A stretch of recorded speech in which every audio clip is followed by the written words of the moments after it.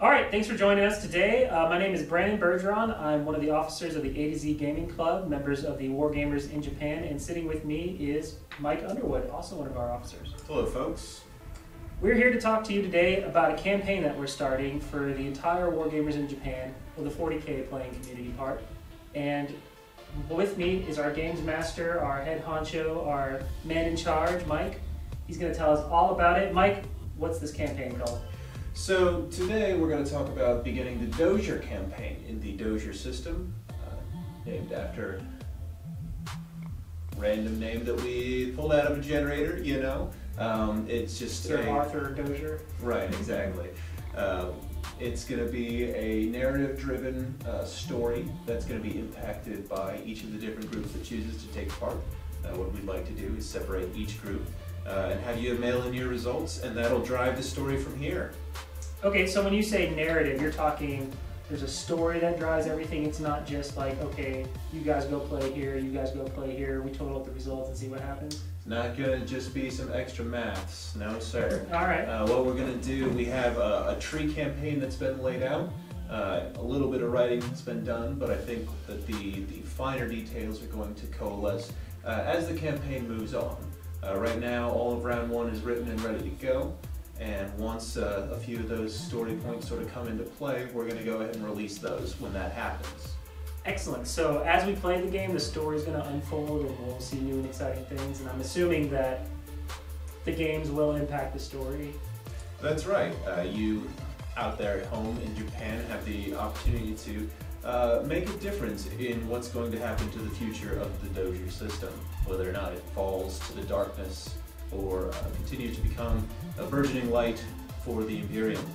Awesome. Well, I have a lot of questions, and I think the biggest and most important one are, what are the sides? What are we playing with here? Who's fighting who? Okay, well, I mean, we do have, of course, the typical Imperium versus Chaos setup that's been so popular for so many years in the 40K millennium. What we're going to try to do, though, is mix it up a little bit. Okay. Okay. You know, what we've tried to do is come up with some stories that explain why perhaps the Tyranids might actually be fighting to save the Dozier system. Because we feel like everybody's played Space Marines and Imperial Guard bursts. Why not try a few things that are a little bit different, get you a chance to experience being on different teams for a change. Okay. Do you have any kind of standout thing that we can maybe let everybody know about now to kind of pique their interest a little bit? Okay. Well, let's put it this way. The Grey Knights happen to be evil. Ooh. Evil Grey Knights. I like that because I like killing Grey Knights, but I would also like to have a bunch of 2+ rerollable save guys on my team. So there you go. We plan on having mercenary orcs in the system, so they can play for the good guys. The Tyranids are trying to save the Imperium, perhaps not for quite so benevolent means. Like a packed lunch, sort of. Right, exactly. Okay, they want to keep it fresh until it's time to. It's no good if everybody's been atomized. Correct. Okay. Correct. So yeah, there'll be those resources published on the Wargamers in Japan blog page, which we're going to be putting up shortly. Awesome. Okay. Now, so I've got my army. I've got my things. Now, do I have to play with just my army? Is there any like campaign-specific units? Can I play something I made up? How does that work? You know, that's one of the great things about 40K, particularly in this day and age of forging the narrative. Yeah. You do whatever it is you want, okay? You and your opponent get together beforehand and say, hey, I thought up this funky thing. I want to see what it does on the tabletop. Or you can come and say, we're playing 1850, we're playing this scenario, hard set, we're going to play tournament hardcore lists. That's what tickles your fancy, go for it. Okay, whatever you guys want to do, that's what we're all about, is just getting together, having some fun, rolling some dice. Whatever's most fun for you. Awesome, and I'm sure we're going to have more along the lines of, you know, how to get with your opponent and how to pick a match and all that sort of stuff. Mm-hmm. Lineups, matchups, that's right. What we're also hoping to do is release some chapter approved things, so if you have some ideas, go ahead and send those along. I might have a few ideas. Just a couple, just a few. Just like 20+ pages. Okay, well, you know, we can work on that. All right, so we know we're fighting in the Dozier system. We know that the teams are not as typical as they might seem at first glance. So when we actually go to get our games, how are those going to be reported? Now, we're doing a video now, and I'm hoping that kind of gets you the idea of what we're thinking about as far as how to make this a big community project, where it's not just letters are coming to Mike and Mike's scribbling away in his notebook saying, okay, here we go, these are the results. I really love Excel, but not that much.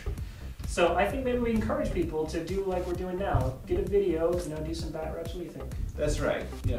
This is intended to help spur on the community, to really get the energy going with everybody that's out there, and to give a little bit more of a sense of home to the rest of the 40K players out there that say, hey, I've got this group.